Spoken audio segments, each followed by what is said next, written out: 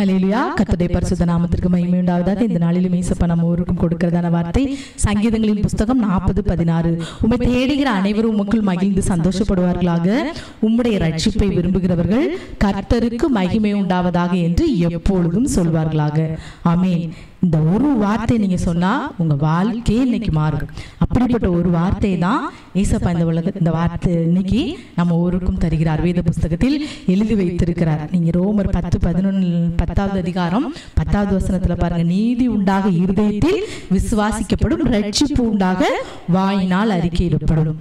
நீ வாயினால ரட்சிப்பு உண்டாகும்படி அறிக்கையிடப்படும். அப்போ வாயினால் அறிக்கையிடணும். ரட்சிப்பு உண்டாகும்படி என்னத்தை அறிக்கையிடணுமா?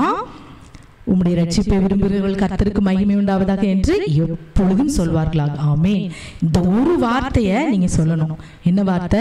இயேசப்பா உமக்கு மகிமை உண்டாகட்டும், இயேசப்பா உம்முடைய நாமத்திற்கு மகிமை உண்டாகட்டும். நீங்க ஒவ்வொரு நேரமும் நீங்க வேலை பார்த்துட்டு இருக்கும்போது, நீங்க என்ன காரியம் செய்துட்டு இருந்தாலும், நீங்க கார் ஓட்டலாம், நீங்க என்ன வேலைனாலும் செய்யலாம், நீங்க வேலை பார்க்கலாம், ஆஃபீஸில் போய், இல்லை வீடுகளில் சமைக்கிறவங்க, வீட்டு வேலைகளை பார்க்குறவங்க, யாராக இருந்தாலும் இதை நீங்கள் கேட்கிற அருமையான தேவனுடைய பிள்ளைகளை, வாலிப பிள்ளைகள், குறிப்பாக படிக்கிற பிள்ளைகள், இந்த வார்த்தையை நீங்கள் சொல்லும்போது ரட்சிப்பு உண்டாகுமா? ஆமென். என்னுடைய வாழ்க்கையில வாலிப வயதுல இந்த வார்த்தையை கர்த்தர் எனக்கு வெளிப்படுத்தினார். அப்போ ரட்சிக்கப்படணும்னா அப்படின்னு சொல்லிட்டு ரொம்ப விருப்பம், தாகம். அப்போ நான் இந்த வார்த்தையை கர்த்தர் எனக்கு வெளிப்படுத்தின நிமித்தம் அதை நான் எப்பவுமே வாயினால சொல்லிட்டே இருப்பேன். இயேசப்பா உம்முடைய நாமத்திற்கு மகிமை உண்டாகட்டும். எப்பயாவது எல்லா காரியத்திலிருந்தும் ரட்சிங்க. எல்லா காரியத்திலிருந்தும் பிசாசு அநேக காரியங்களை கொண்டு வந்து நம்மை அடிமைப்படுத்தும் போது, இந்த அடிமைத்தனத்திலிருந்து நாம் விடுவிக்கப்பட வேண்டும் என்றால் என்ன செய்யணும்? இந்த வார்த்தையை சொல்லணும். இயேசப்பா உம்முடைய ரட்சிப்பை விரும்புகிறவர்கள் கர்த்தருக்கு மகிமை உண்டாவதாக, கர்த்தருக்கு மகிமை உண்டாகட்டும், கர்த்தராகிய இயேசு கிறிஸ்துவே உமக்கு மகிமை உண்டாகட்டும் உண்டாகட்டும் என்று சொல்லி நம்ம வாயினால் இந்த வார்த்தையை சொல்ல சொல்ல சொல்ல ரட்சிப்பு உண்டாகும். ஆமென். ரட்சிப்பு, ரட்சிப்பு என்றால் ஒரு விடுதலை, ரட்சிப்பு என்றால் ஒரு மீட்பு. பாவத்திலிருந்து ஒரு விடுதலை, சத்துருவின் பிடியிலிருந்து ஒரு விடுதலை, பிசாசின் பிடியிலிருந்து ஒரு விடுதலை, நோயிலிருந்து விடுதலை, உபத்திரவத்திலிருந்து விடுதலை, வியாகுலத்திலிருந்து விடுதலை, துன்பத்திலிருந்து விடுதலை. அதுதான் ரட்சிப்பு, அதுதான் மீட்பு. அந்த ரட்சகர் யாரு? நம்முடைய கர்த்தராகிய இயேசு கிறிஸ்து. நம்ம வாயினால ரட்சிப்பு உண்டாக, வாயினால் அறிக்கையிடப்படும். என்னத்தை அறிக்கையிடணும்? உமக்கு மகிமை உண்டாகட்டும். இன்னைக்கு ஒரு வேளை எந்த ஒரு காரியத்திலும் ஒரு ரட்சிப்பு, ஒரு மீட்பு, ஒரு விடுதலை இல்லாம நீங்க தாகத்தோடு இந்த வார்த்தையை நீங்க கேட்டுக்கொண்டிருக்கலாம்.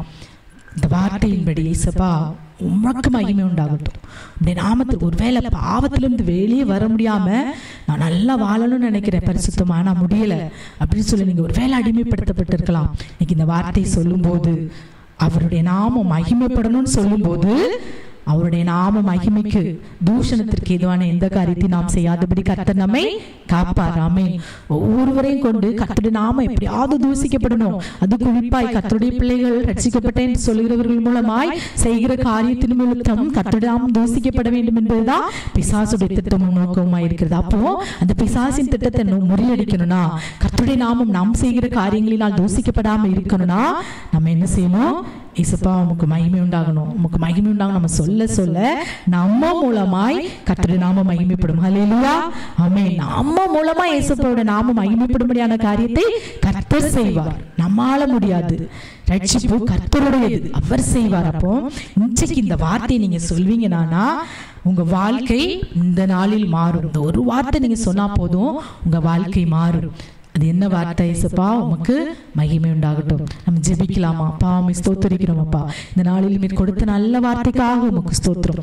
ஒரு ரட்சிப்பு இல்லாதபடி ஜெபிக்கிற ஒவ்வொரு பிள்ளைகளுடைய வாழ்க்கையிலும் உம்முடைய நாமத்திற்கு மகிமை உண்டாவதாக என்று சொல்லும்போது, நீதி உண்டாக விசுவாசிக்கப்படும், ரட்சிப்பு உண்டாக வாயினால் அறிக்கையிடப்படும் என்று சொல்லியிருக்கிறீங்கப்பா.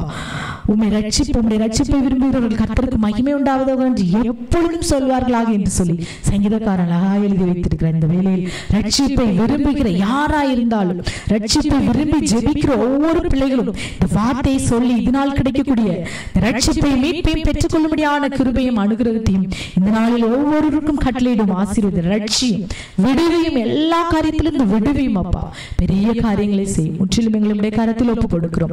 சகல துதி கன மகிமை உமக்கே செலுத்துகிறோம். இயேசுவின் நாமத்தில் ஜெபிக்கிறோம் நல்ல பிதாவே. ஆமென். ஆமென்.